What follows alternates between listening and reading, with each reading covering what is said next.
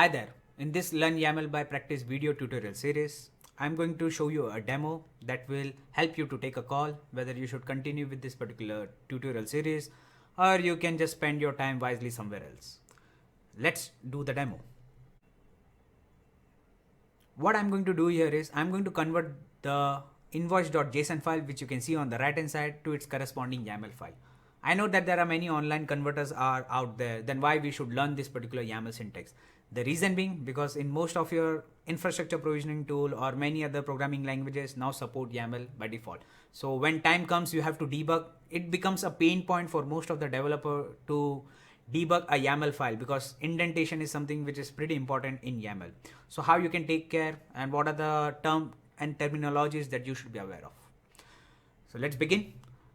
I'll just analyze this particular JSON file which is on the right hand side and I will understand the elements that it has. So it has invoice, date, bill to, and those elements should be at the same level. Now bill to has another object here. So I'm not going to consider this given family as part of the same level. So I have invoice, date, bill to, ship to, products, text, total and comment. So what I'm going to do here is I'm going to first write all those elements here. I have date, I have bill to, then I have ship to,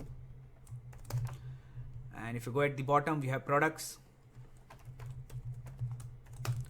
tax, total and comments. So I've got all those elements properly added here at the same level, which is part of this particular JSON. Now what I'm going to do, I'm going to add the value for this one. So this is a number value that we have. This is the date value that we have. So the date type is basically a timestamp in YAML. So I can just write it like that only. And then we have this bill to. Now if you see this particular bill to here, it's another object. Okay, so we need to add more mappings to this one. So if you want to add another mapping, you can just give 2 space and then you can count the number of child element this particular bill to has, basically the properties. So we have given, family and address all at the same line. So I'm going to write here given, family and address, and I can add more child element, but there are no child elements there apart from this for the bill to. But if you see this address is another object that is there and it has another 4 child elements, that is line, city, state and postal. So I'll just add those, but for adding those I need to properly indent it. I'll be consistent with the spaces, 2 spaces I'm using every time to indent. So I'll use lines, city, state. So if you are going to use a good text editor like a Visual Studio Code, it will automatically indent the next element that you're trying to add. You don't have to worry about that indentation. So now I've added all this address property, that is line, city, state and postal. Now I'm going to assign the value to this one. So I'm copying this given Chris, family is this one, and then address.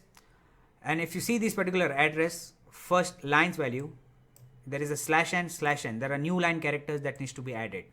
So I want those new line characters to be preserved as it is. So for that we are going to use the pipe symbol, press enter, give 2 spaces and then you can add your values. You don't have to write /n again because that would be taken care by that particular directive that we added, which is that pipe symbol. Then we are going to add the city, then this state and the postal code. Okay, so the bill to information is done. Now we'll move to the ship to. Now if you observe this ship to, if I check the values, Chris, Dumas and all those lines, city, state and postal code, those are same. So let's be a little lazy and then drop an anchor here. So I'm going to drop an anchor, say reference 01, and I'm going to refer to the same thing using star ref 01. So this is the place where your YAML parser will score over your JSON. You don't have to copy the same content again. Ship to, it is just going to take a reference from this one. Now moving on, so I don't have to write this because that is already taken care by this anchor and the reference that I have added there. Let's move to the next. So products, you can see it's a square bracket. So square bracket indicates a collection in JSON. So the same thing is indicated as a sequence in your YAML file. So if you want to add a sequence, you can just use dash to indicate your first collection item, which is this object that you have, and then if you want to add the second one, you can add another dash. So so that will indicate this second object, and so on if you had more element.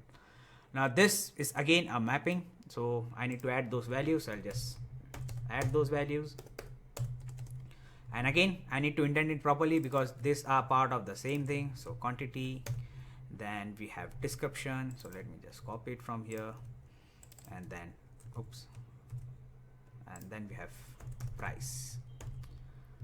Now I can take the same information at the same level and I can just replace it like this way. So we have those two elements added by this particular dash. So this sequence, let me just fill up the value for this one. I can just write this. I'll take the description, add the quantity 4 and the price, which is 450. I'll take this value, super hoop, the description, quantity is 1 and the price is 2392. We'll get the text for this one and the total. Lastly, I'm going to copy this comment, but if you see this comment, there are no new line characters which is there, so I can just write it like this way only. But for clarity, what we can do, YAML gives us an option that you can move it to the next line, and then you can just write like this way. Still, what will happen, those lines will get folded into blank spaces. So that would be automatically taken care by your YAML parser.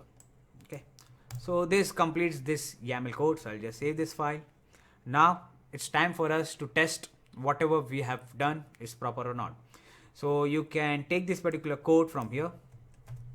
There is an online parser available which you can access. The link would be shared in the description. You can just access that one and you get the output. So this is the output that you get for the YAML file. It means our YAML file was proper and then we have got this particular output. There are a few more things that you could do to this particular YAML, like you can add a comment at the start of the document. So let me just add that comment. I'll just say hash, this is a comment at the start of the document. I can also add this 3 dash. Okay, so this 3 dash is optional, but when it is optional for a single document YAML file. If you have multiple documents, you just need to add this 3 dash, and when you start your next document in the same YAML file, you need to add another dash. So it means you need to add like this, and then you can add any other document content below. But I don't have any other document content here. What I can do, I can use this 3 dots. So this 3 dots is again optional, that indicates the end of document. So when you're going to use this 3 dashes to start your next document, you can simply avoid write that, because it also indicates that you are starting a new document.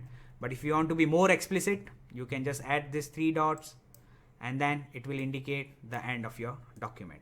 So I'll just remove that because I don't have the second document. So I'll just remove that and I'll just copy this, again give it to the parser that I have here, and you can see there is no error, because if I would have done any mistake here, my parser would have given me an error. This is an error.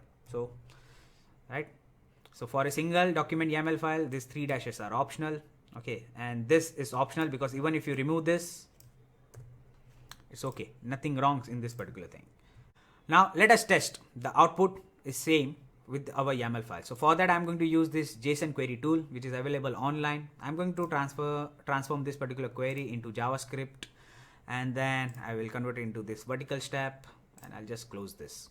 What I'm going to do here is I'm going to copy the original JSON file that I had and I'll paste it here. So, and then I will try to fetch the value from this particular JSON file. So I'll write input dot, and let us try to fetch this particular lines value, because this is what I want to check, because I've used that pipe symbol to preserve the new line character, whether it was added or not. So for that, I have to write here ship to, and then you can see ship to details are given here. Inside ship to, I have address and then dot lines. You can see I get this lines value here. Now I'm going to take the value from this YAML parser. So I'll just copy this output from here that I've already got. Yeah, so I'm copying this. I'll go to this JSON query tester. I'll just replace it with this one. I'll just check and run. You can see I get the same output here because it has automatically added those /n character here, as you can see from that tool that has generated your JSON code. Now let us check the comment that we have added. You can see the comment that was added here. So if you write here input.comments, and you can see we get the output without any new line, though you have split your entire content into multiple lines. If you try to compare this JSON that is created here and the JSON that we already had, both are equivalent. The reason being, it does not matter how you have organized your this elements: invoice, date, bill to, ship to, products, text, total, and comment, because these are your mapping values that you have added. So in YAML, the mapping is unordered. So that is, the order is not going to be important for your mapping, but the order is going to be important for your sequences, how you're going to add that values here. So the sequences are basically ordered and the order is going to be important. So now if I change the sequence of this one to first and the second, then obviously those JSON and this particular YAML is not going to be equivalent. Reason being, because now if I try to fetch this product, first product SKU value, I'm going to get it this one. So let me show you with a demo. I'll just copy this, go to my JSON query. That was the original one. And then what I'll do, I'll try to fetch that particular product's value. So I'll say products, and then I'll write the first value, and then we'll say .sku. You can see the value that I'm getting is BL394D. That's the value that I'm getting. Now if I take this particular value, so let me first generate the new value. So I'll just copy, because I've changed it here. So I'll just copy it, go back here, and this one, and then I'll just copy it back, paste it on my online JSON query tester. So just make a note, this is the original JSON file that we had. So for product 0, I'm getting this SKU value as BLD943, and I'm going to replace this with that JSON. And you can see the output changes. Hence, if you're going to change the order of the sequence, then your YAML, the JSON that you have, is not going to be equivalent there. Because in sequence, order is important. In mapping, the keys and values that you're going to provide, those order are not going to be important. So now comes the main question: who should not take this course? You, who already knew how the YAML syntax works without learning anything new from the demo, then obviously this course is not meant for you. Thank you for watching. If you really like this particular demo, I wish and hope to see you in my next demo, where I'm going to give an introduction to YAML.